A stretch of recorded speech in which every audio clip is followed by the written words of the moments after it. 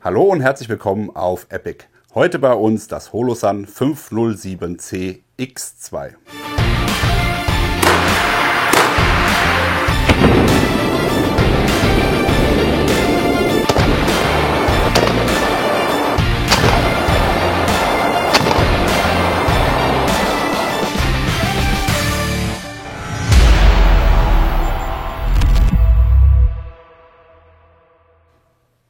X2 haben wir nicht erst vor kurzem das V2 vorgestellt? Richtig gehört. Das X2 ersetzt das V2. Es ist nicht noch ein neues Visier zusätzlich, sondern jetzt wird das V2 durch das X2 ersetzt. Bevor wir in die Änderungen gehen, einmal kurz die normalen Specs des Sights für alle, die das nicht kennen. Das 507C X2 hat eine Batterielebensdauer von 50.000 Stunden, ist natürlich wie alle anderen Holosuns auch, oder beziehungsweise die meisten Holosuns, mit Solartechnologie ausgestattet, die man wahlweise auch ausschalten kann, beziehungsweise man schaltet die automatische Helligkeitsregelung aus. Damit habt ihr hier 10 Leuchtstufen plus 2 Nachtsichtstufen, die im manuellen Modus gewählt werden können, und im automatischen Modus mit dem Solarpanel in Aktion wird die Helligkeit automatisch mit der Umgebungshelligkeit angepasst. Wie man das umstellt, erkläre ich gleich. Was haben wir sonst noch so an Spezifikationen an dem Sight hier? Natürlich auch wieder ein umstellbares Absehen, Multi-Radical. Einmal den 32 MOA-Kreis mit Punkt, mit dem 2 MOA-Punkt, oder aber auch nur den 2 MOA-Punkt, oder aber wie hier jetzt auch auf der Benelli, sehr sinnvoll und sehr geil, nur der 32 MOA-Kreis Ring. Damit kann man perfekt mit der Schrotflinte arbeiten. Wir finden übrigens auch hier gerade mit der Scalaworks Montage, wir zeigen ja sonst immer die Holosuns hier auf der Pistole, die kleinen. Gerade hier auf der Schrotflinte macht das unwahrscheinlich viel Spaß und ist wirklich nochmal eine Bereicherung. Was kommt mit im Lieferumfang? Natürlich wie immer Bedienungsanleitungen in allen möglichen Sprachen, dann ein Putztuch, dann ein Schraubenset kurz, ein Schraubenset lang, denn ihr habt auch 2 Montagen. Beziehungsweise ohne Montage wäre das dann hier, wie hier zu sehen, mit dem RMR-Footprint. Also das Sight selbst lässt sich auf einer Trijicon RMA-Montageplatte bauen.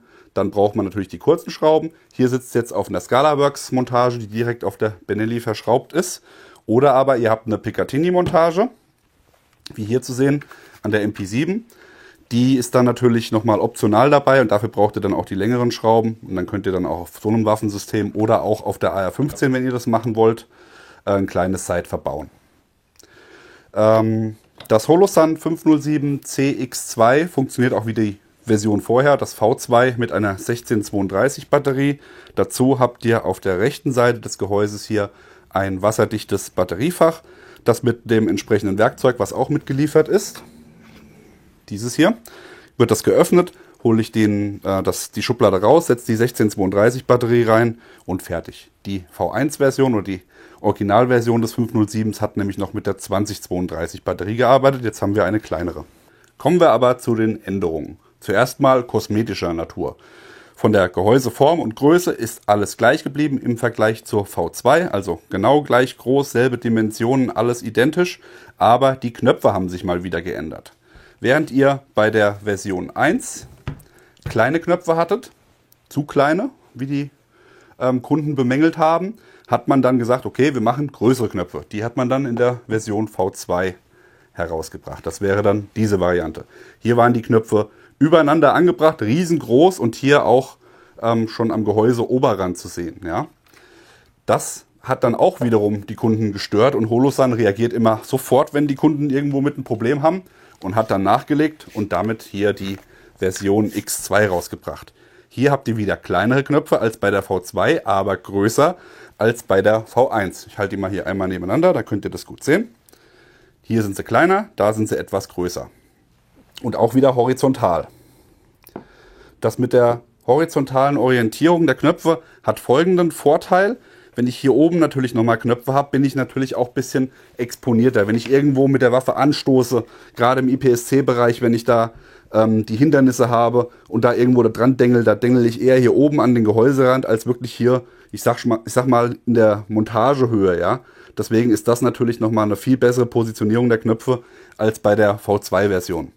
Beim X2 hat sich auch bei der Elektronik eine Kleinigkeit geändert. Ihr habt zum einen natürlich wie vorher auch den automatischen Modus mit der automatischen Helligkeitsregelung durch das Solarfeld und den manuellen Modus, wo ihr dann mit Plus und Minus die Helligkeit des Absehens einstellen könnt. Es war vorher so und es ist auch jetzt so, wenn ihr lange auf das Minus drückt, 5 Sekunden lang, könnt ihr das Absehen umstellen zwischen Punkt und nur dem Kreis.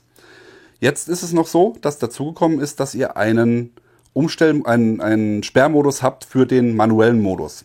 Das heißt, im automatischen Modus, wenn ihr auf die Plus-Taste drückt, passiert gar nichts. Auf dem Minus stellt ihr das Absehen um.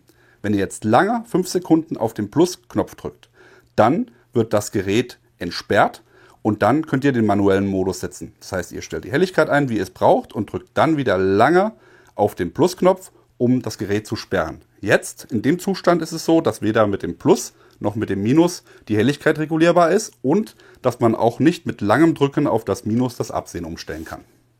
Das ist die Neuerung mit der Tastensperre.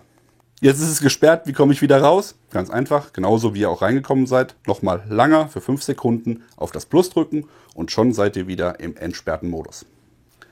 Unser Fazit kann eigentlich nicht anders aussehen als beim V2, denn die Geräte sind ja fast identisch. Es sind beides super gute Geräte. Das V2 bekommt ihr nicht mehr, aber dafür jetzt das X2.